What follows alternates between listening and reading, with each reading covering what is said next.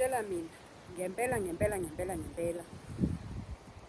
nihlangene najola umjolo wangahamba kahle najola maybe for 2 days, for 2 weeks, for 3 weeks, for 3 months, for 3 years, for 45 years. Fine nahlukana kodwa ke manje nithi nabangane nihlanganiswa yini eyenza ama-exes ababangane? Ayitshelani mina yini eyenza ama-exes ababangane? Mhlawumbe I'm too shallow minded or nginesikhwele esimbi kodwa yini eyenza ama-exes ababangane? Hello, sanibona nidumelang igama uZandi isibongo umfeka umalwandle lo lwandle kalwela lwezibhekane zonihambela lekude phezulu.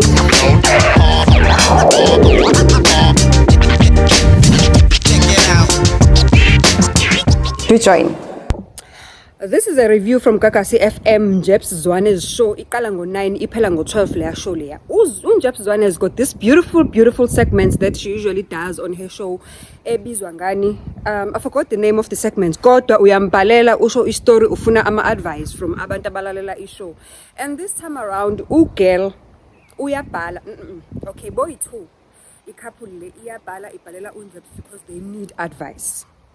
Kwenzakaleni nabeze befuna advice. Here is the story, and the story sakhona sino ex phakathi. Right? Istory sakhona sino ex phakathi. Wena ngicela ukuthi ungenzele wona mawukuthi you are new in this channel, you are seeing this ugly face for the first time. Uvele wenze kanje sibe zichomi sokwazana ngendlela, subscribe, like, show, comment, and bese wenza show ukuthi if you are not yet a channel member ngicela ungisize because it helps grows the channel if you become channel member. But ukusubscribe ake kona kumahala, free of charge. Just subscribe down below, qafa subscribe. Right, so indaba ithi ubhuti nosisi basemjolweni umjolo umnandi angazi ukuthi sebejwela isikhathi singakanani kodwa konke kuhamba kahle lokho nje ngikubambile ukuthi konke kuhamba kahle kuhambe kahle up until the time whereby uMogai comes home with the news ngathi bahlala ndawonye lethule.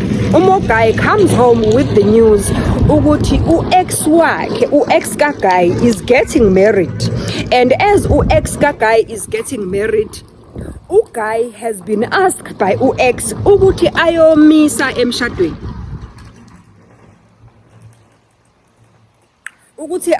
emshadweni, ayoba istologent thiwa yini is whatever best man kodwa wona lokho kodwa futhi yena uzoba yilesi esikhulu istoromisi isimisi sesilisa ngicorrecteni singisinasi sengibaleka kodwa kona lokho kwesilisa yena uzoba yilesi esikhulu nje esithenca eduze kwamakoti.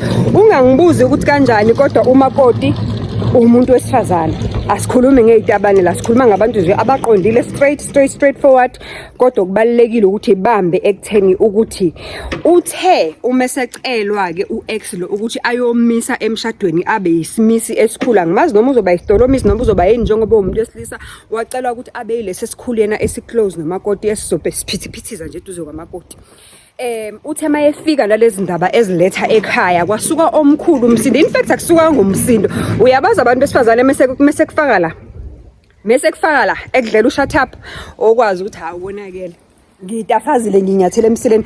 Uthi uMogai Jeps ever since ngafika nalezi ndaba endlini u-girlfriend wami ke lo engihlala naye, as much as she has known ukuthi we are in good terms with u-ex wami, but this time around ngithema ngifika nalezi ndaba zokuthi u-ex wami ngicela ukuthi ngimise, hayi wavele ila ngibone khona ukuthi kusho ukuthi akakaze abe right with the fact that ukuthi mina I'm friends with u-ex wami, even though engakaze asho much ngoba kusho ukuthi even though ek understand because into ebemenza abe comfortable is the fact that ukuthi u-ex Ndinilo stays in another city and nathi we are on another city. Kusho ukuthi I assume ukuthi that's the reason emenze ukuthi kube ngazi ukuthi uyayi understand indaba ukuthi mina I am friends with my ex, or rather we are in good terms with kona lokho abakwenza esingakwazi na ukuthi kubizwa ngani igama lakho.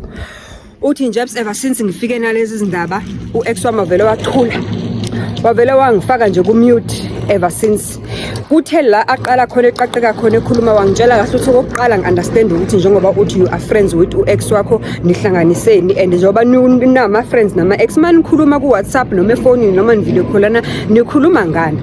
Okwesibili angi-understand ukuthi wena uma mina mangingabuya ngisuke ngize kuwena ngizokutshela ukuthi I'm friends ukuthi u-ex wami wena ungayithanda yini lonto ungayijabulela yini lonto. Okwesithathu it's even worse manje ukuthi this girl is getting married and wena kufanele uhambe uye lapha ya uflya all the way kubo ka-ex ufike uhlale uphithipithize ulekelele lapha. Niyawazi mos umsebenzi wesitromi esikhulu ukuthi senzani. Kufanele ufike lapha uphithipithize whether ufika on a Wednesday evening whether ufika nini kodwa kusalayo you have to be there earlier ni practice izitep untinti. Angi-understand yonke lento kahle kahle nina no-ex wakho nenzanani ngoba kahle kahle ikhona into iyenzeka ithina kuphela singa-understand ukuthi kunina nobabili kwenzakalani ngoba ngiyecela ukubuza kwenu ukuthi uma kungaba yimina owenza lento ofuna ukuyenza njengamanje izongena kanjani kuwena? Phendula ndoda. That is why begcine bebhalele uNjebs. Kodwa sonke sifuna uku-understanda ukuthi ikhona yini ngempela into yokuthi ungafika uthandane nomuntu nibange into enibangayo nihlukane nivumelane ukuthi hayi iphelile relationship. Mase iphelile relationship nina nigcine lapho niyasuka lapho ngiqala phansi niyoqala entshe relationship yokuba abangani. Kanjani? Does it make sense kuwena? Akwenzi sense kumina. Naku current partner kaMogai akwenzi sense kuyena, hence ayizange ngiphathe kahle le ndaba. So ke manje bafuna ama-advice. Ayike baba-advisor abantu bamgive uMogai bathi hey nina nobabili leli bhome nibhize niliphekayo one day lizoqhuma and uma liqhuma nize nazi ukuthi liyosakazeka koqhuma nhlavana ezinye angazi ziyokwenza njani sisho njalo isizulu kodwa khona into eniyiphekayo nina nobabili. I understand ukuthi ibizwana igama lawo. Oh, did I tell you ukuthi kuthiwa even ngisho u-current partner ka-ex-girlfriend uya-understanda ukuthi u-ex-girlfriend umngane no-ex-boyfriend wakhe, hence naye utsheliwe futhi naye uvumile ukuthi u-ex-boyfriend azomisa emshadweni ngoba naye u-current partner Ndini lo uzoza nawakhe amantombazana angabangani bakhe azomisa emshadweni.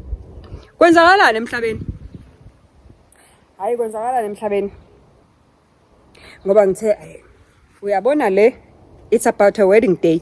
Laba abakhandi umshado, they are not doing i-marriage, they are doing a wedding day. Hence nje basikreathela nje i-movie nyana esabu why did I get married nyana phatha. I don't know noma ba create part 1 of 2 of 3 ka Tyler noma they've copied the script and flipped it somehow. Kodwa ngiphenduleke lapho kuma awuphendule bhala lapho ngaphansi life graduate ungitshele wena ukuthi uyayizwa yini lento eshiwa yilo bhuti ukuthi ufuna ukuyomisa u-ex girlfriend wakhe abe istolomisi istrogen intontontoni enkulu emshadweni wakhe bayashada. No current partner uyayi-understand uyazwisisa akanankinga futhi naye no current partner naye uzoza no ex girlfriend wakhe amise unakhona namanye amantombazane futhi abangani bakhe azomixa le ibizwani. Aki-understand mina ibizwani asibambela ngoba vele ibingeyona yethu besithi nje shwi amazubela nje sisika kwelijikayo lapha nalapha. Uyazi ukuthi ngibuye ngizilande ngapha nangapha ngizilethela ngoba ngiyazi ukuthi zithinta impilo. Siyafunda ngithi asihlangane endabeni yethu ngempela ke landelayo this time around. Kukhona i-life graduate edinga usizo serious, right?